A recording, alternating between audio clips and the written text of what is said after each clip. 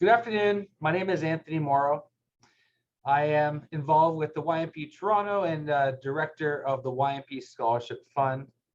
It's the fourth year the YMP Scholarship has been around, and we've grown from $12,000, and this year we're giving away $125,000 to well-deserved students that are looking to start a career in mining.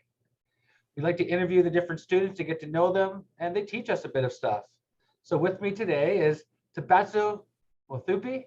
Tebatso's in Sudbury right now. He's taking his master's at Laurentian University, and he won the $5,000 Yamana Mining Student of the Year.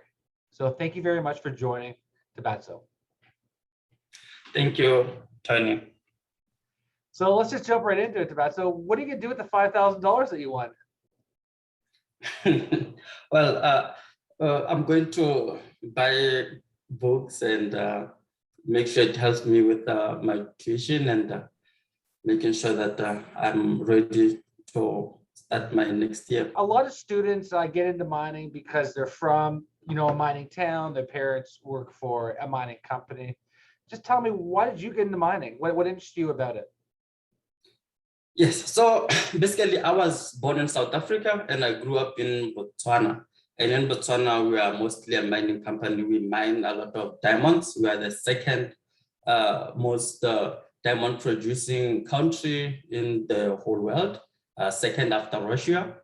So growing up, I was really good in science and mathematics, and I thought it would be a good idea to go into engineering. And because our country is mostly working with mining, I decided to go into mining. So when I joined mining, actually, I thought I'm going to have to be working or living in a small town, in a mining town. But as I get exposed to the co-ops that I did, I realized that there are people who actually have the opportunity to live like in big cities and not have to live in small towns. And so I joined mining because it was mostly what we did in Botswana, and I wanted to add to the economy. Now, it's quite fitting that your first internship in school was for BHP. You worked at the diamond mine up in Diavik. Tell us a bit about that, living up in the Arctic.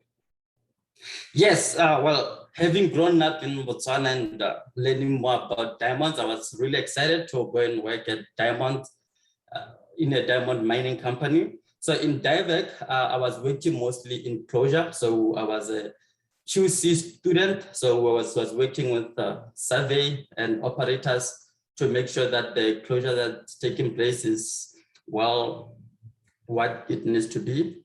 So I got exposed to a lot of things while I was there.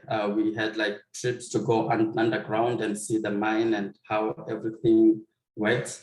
And I really had a great team that helped me get to know mining better. Well, tell us about what do you do in your spare time? What kind of interest do you have? Well, in my spare time, I play chess. I actually got position 3 for under 18 in Botswana. It was a competition, and I've also won a few competitions in Fort McMurray. When I was doing my co-op in Fort McMurray, I won one of the championship, the Halloween tournament. And other than that, I like playing soccer. I played soccer a lot, and my favorite soccer player is Messi. So like right now, I'm enjoying watching the Champions League. And like yesterday, Ronaldo scored 2 goals. It was exciting to see. But yes, so I like soccer. Have you seen the Queen's Gambit? Yes, I watched it when it first premiered, and I finished it the same day. It was an exciting movie to watch. It's always exciting whenever you have to see chess on the big screen. I mean, yeah. Netflix is our big screen, so. Yeah, it was a really good show. So going to traveling, first, I know you've traveled to a lot of, traveling is one of your passions. Obviously, you came from Botswana, you're living in Canada, you've been to 7 different provinces. What is your favorite province, the ones you've gone to, and what one, which of the 5 have you not visited yet? Yes, so basically, I've visited everything from the west until Quebec. So basically from the west up to Quebec. My favorite, I would say, is BC. The mountains in BC are really beautiful, but the thing is, you also have them in Alberta. So when I was in Banff and Lake Louise, I really enjoyed myself, and also BC, the mountains are really beautiful. So I did that drive where you drive from like Alberta and going to Ontario. So I drove from Alberta to Quebec, so which was like from Edmonton to Trois-Rivières. So I went to Trois-Rivières. Yes, and when I got there, most people speak French, and I didn't like, my French is not good. Like, I learned French at high school, but it is not that good. So I actually went to Trois-Rivières to go and play a chess tournament. So I went there. It was exciting. Even though we didn't speak the same language, when we sat down, we played the same game. So Well, that was looks like you have the Maritime provinces left. Let me tell you, I think they have the best food because lobster rolls is my favorite sandwich. It will blow your brain when you try it, right from PEI or Halifax. Now, a couple more questions. Again, you like to travel. You work in mining. Mining is great because you get to really travel the world and see it, see all the different cultures. Which country do you want to visit the most and work at in terms of mining? Well, I would like, and I would like to work here in Canada and to fly in, fly out, because I've got that experience of doing fly in, fly out, and like flying in, fly out enables you to travel more. So I was able to travel a lot because I was doing fly in, fly out. So it was 2 weeks in and 2 weeks out. So basically, you have half of the year to yourself and half of the year is for work. So you can travel anywhere. The place that I actually want to visit, not to go and work, is Belgium. I've always liked Belgium, so I want to go to Belgium and see how things are there. Last question. So you're working for Yamana. So you won the scholarship for Yamana. Yamana is an international mining company. And one thing I like to tell the students and the people listening out there, not only does this scholarship provide you some funds to help pay off school, to provide you some more financial flexibility, but the other great thing about this scholarship is that it gets your feet in the door and allows a company to intimately know you. So a lot of the companies actually give out the scholarships actually want the people that win them to actually stay internally at the company. Is this something you're going to pursue? Speak to Yamana, see if there's possibly a job, an internship that you can have at the company. And if not, I strongly encourage you to do that. Yes, thank you. Yeah, I will definitely look into doing that. Like, it's always exciting to have like exposure and see what's out there. So just to end it, can you explain to us, you're a young individual, you're extremely well-rounded. What can mining do a little bit differently to market itself, to get the word out there, to attract more of the best and brightest like yourself into the industry?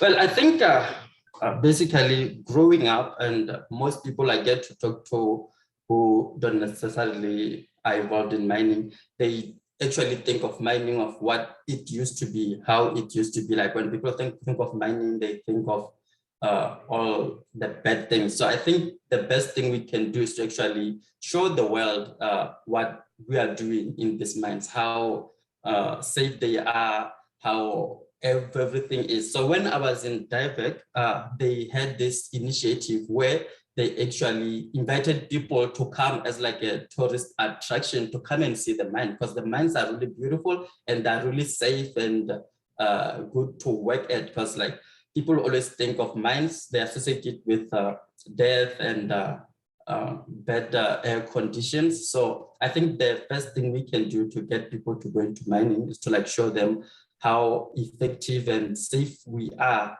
while we are mining these minerals we need for our daily use. So I think that's the biggest thing we can do, like actually invite people to come and see what we are doing in the mines, which is like safe and What we need as an industry is a PR team like Facebook has, because really, without mining, the whole world kind of turns off. It really does. And it's about responsibly mining and giving back to the communities and helping out the world, which the mining industry does better than anyone else. So we have to let the world know exactly what we do, because without mining, civilization as a whole really stops. You can't have iPhones, you can't have energy, you can't have the internet, etc. So we just have to educate the world and just let them know. And I think the key is getting the best and brightest, like I mentioned, like yourself, to join. So that's the interview with Tebatso. Tebatso, thank you very much for joining this interview. I want everyone to take a long look at him. He's extremely well-rounded. I saw his transcript, straight A's. He has a lot of different experience: underground mining, open pit mining, diamonds, oil. He also likes chess. He likes soccer. So the key to be a successful leader individual in the world is to be well-rounded, volunteer, do sports, don't just focus on one thing, which Tebatso does. And those are the people that win these scholarships. So Yamana is very proud, I know, to have you be a recipient of their scholarship. The YMP is very proud to have you underneath the umbrella of winners that we have. So Tebatso, thank you very much. I have no doubt that we'll be seeing a lot more of you in the future. Thank you very much.